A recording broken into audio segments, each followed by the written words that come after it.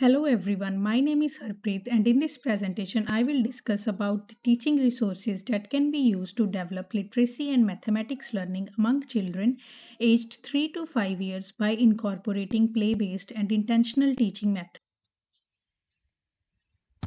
Literacy and numeracy learning is considered important in early years education as the early years learning framework for Australia states that literacy and numeracy capabilities are important aspects of communication and are vital for successful learning across the curriculum. The foundation of literacy and numeracy skills grew stronger when laid down in early years, and these skills are important for children to be successful and productive individuals in future. EYLF also guides educators to provide young children with activities and opportunities that helps them to explore literacy and numeracy concepts so that they can confidently enhance their literacy and numeracy skills. The target age group of children to implement these teaching strategies is from 3 to 5 years old children. As Saracho writes in her article, Theories of Child Development and Their Impact on Early Childhood Education and Care, that each child is unique and had a unique learning style which affects their learning outcomes and learning capabilities, making it clear that each child is different, having different learning capabilities and intentions. Similarly, EYLF defines that children's learning is an ongoing process towards which they proceed in similar or different ways, means different child achieve different learning outcomes at different times. Therefore, educators need to plan the curriculum considering the uniqueness of each child so that each child will benefit from learning experiences provided by the educators. First, we will talk about the mathematical learning.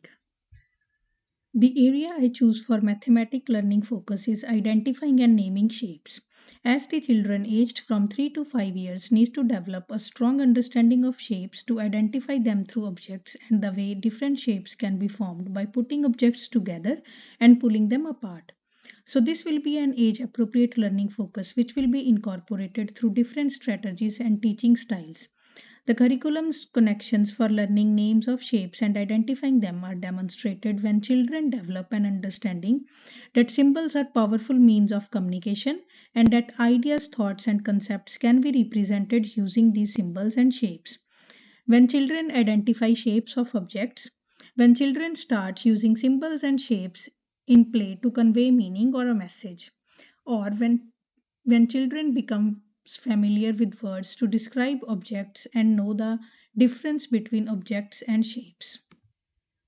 The first strategy is using flashcards, which incorporates intentional teaching with the focus in mind to develop children's understanding of shapes, names of shapes, and their attributes, such as sides of shapes.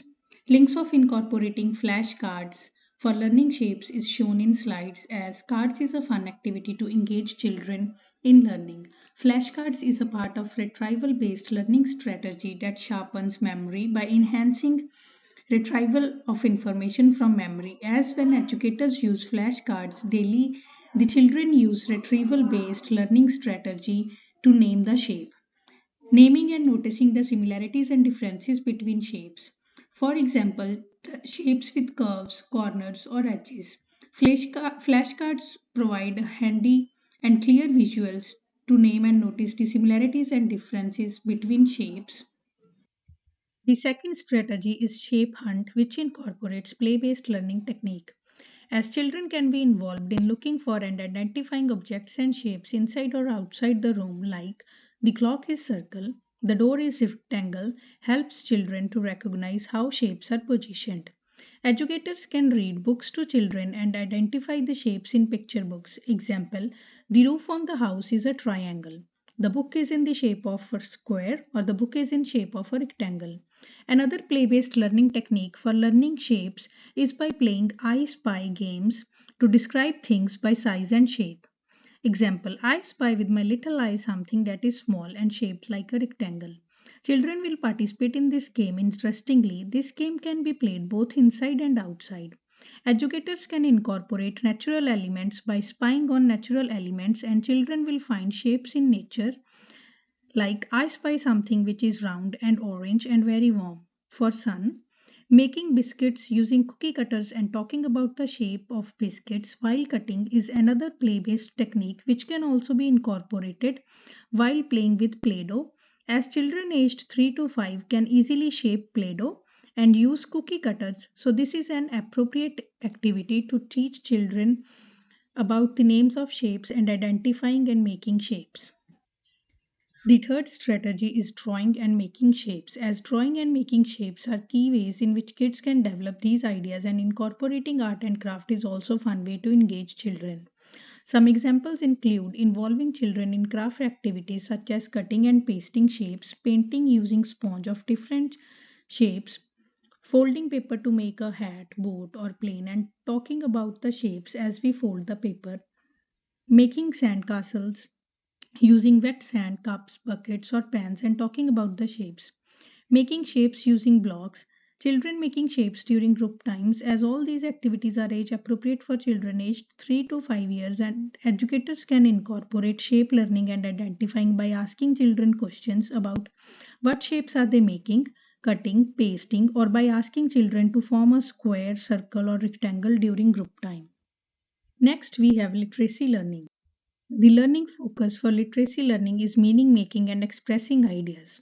Educators can foster children's ability to make meaning and express ideas by providing them with meaningful and language rich experiences. The curriculum connections to this learning focus can be drawn when children engage in conversations and use advanced vocabulary. When children use a range of tools and media, including music, dance, and drama, to express themselves, connect with others, and to extend their learning, or when children engage in enjoyable interactions using verbal and nonverbal language, when children convey and construct messages with purpose and confidence, building on home, family, and community literacies, when children interact with others to explore ideas and concepts, clarify and challenge thinking, negotiate and share new understanding. The first strategy is puppet play, which can be embedded using different teaching strategies such as play based, intentional, and inquiry based. Puppet play provides children with a comfortable environment where they feel free to express themselves. Children use puppets in pretend play for making meaning and delivering their own dialogue is an example of play-based learning. Using puppets for puppet theater and puppet show is an example of intentional teaching where teachers can provide specific topic to children, or where teachers can use puppets to introduce new vocabulary to children. Puppet activities can generate creative ideas and stimulate young children's imagination. When children think of a character and use dialogues, being in the role of a particular character, it enhances children's creative skills. Puppets can stimulate children's mind to understand a learning activity more effectively, especially in oral skills comprehension, and to interact and communicate effectively with others. Second strategy is creating stories with children. Creating own stories by engaging children is a great opportunity for children to practice telling stories themselves.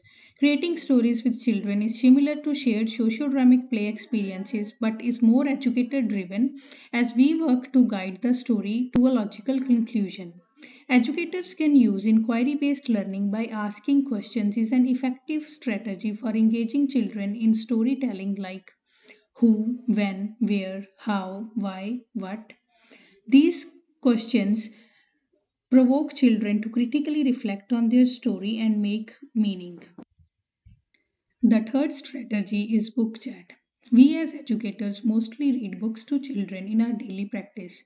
It is important to engage children with the content of book and also considered as vital part of reading. Educators can encourage children to ask questions and share their ideas during, before, and after reading the book, which will enhance the interest of children to engage in text and make meaning of the text.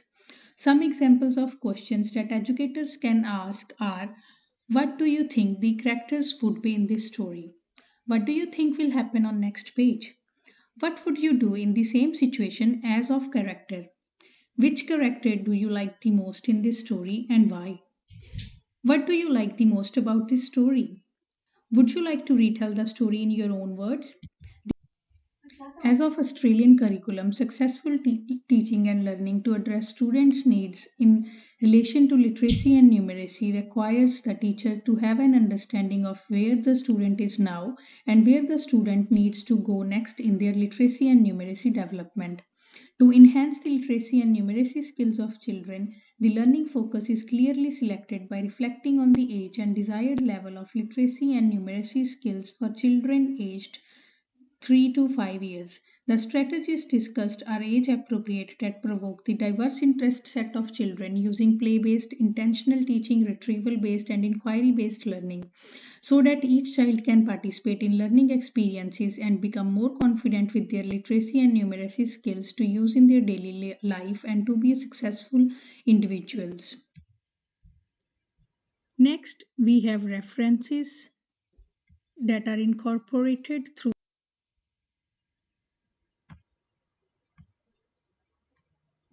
Thank you.